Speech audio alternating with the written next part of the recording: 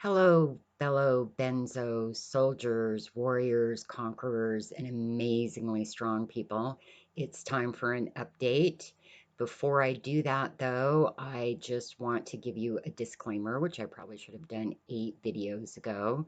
And all I want to say is that in no way, shape, or form is any of what I share with you supposed to be medical advice, or am I even trying to tell you really what to do? They are just my experiences, things that have and haven't worked for me. We are all different, and different things work for different people. So, again, they're just my experiences, and my hope is that in some way you may find something that resonates with you, and might work for you.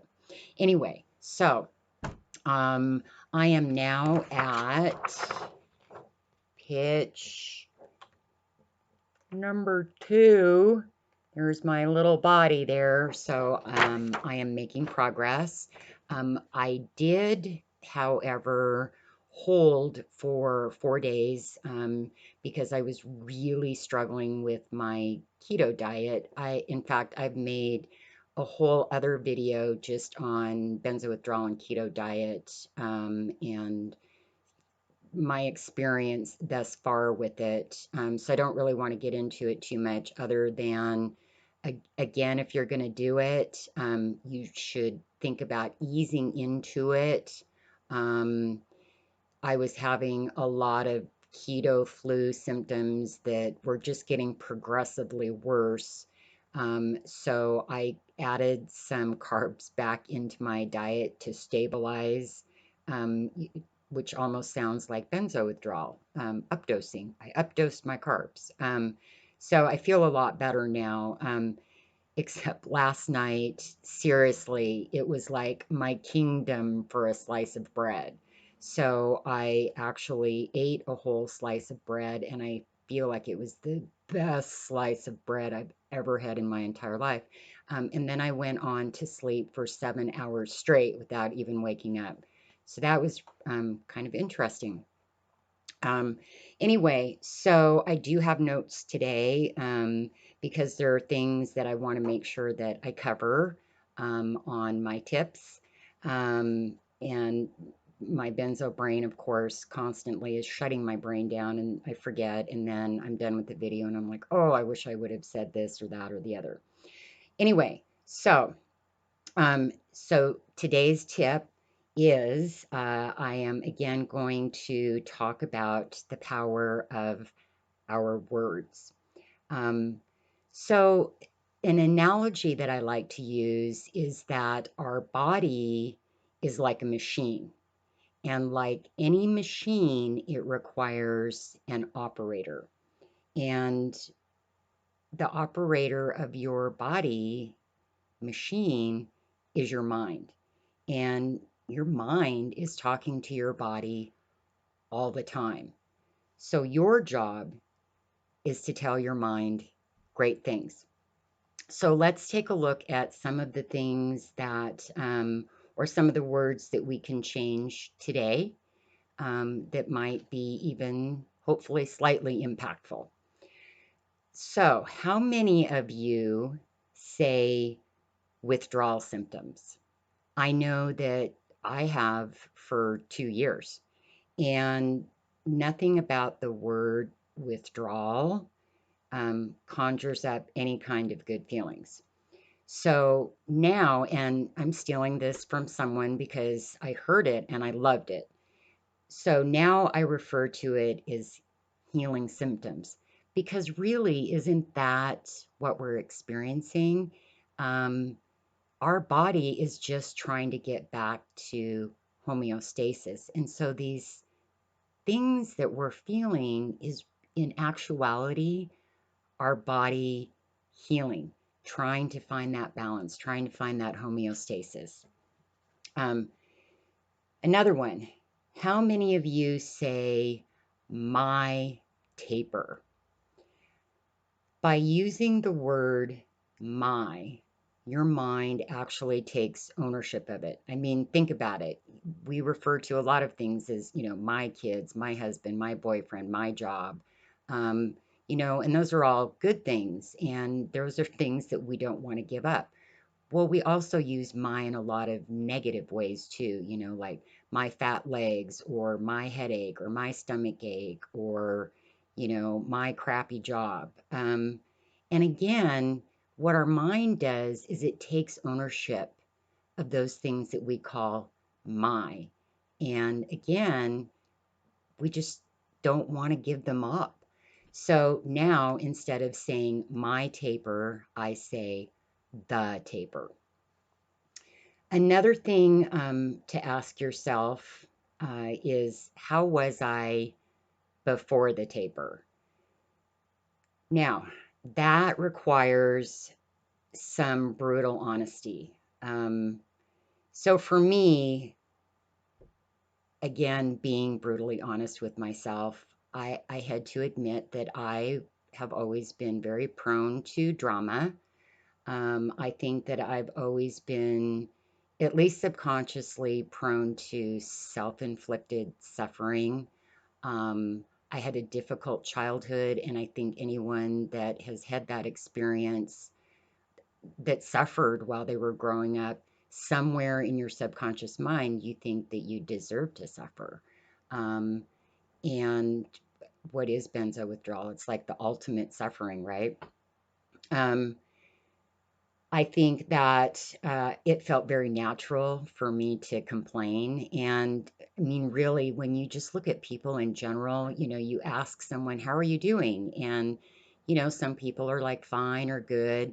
But there's a lot of people that will go like right into complaining. It's just seems so natural for us to do that. Um, so, how much of that behavior? Um, or those habits because when you keep doing the same thing over and over and over it becomes a habit, right? So how many of those behaviors and habits am I bringing into this process?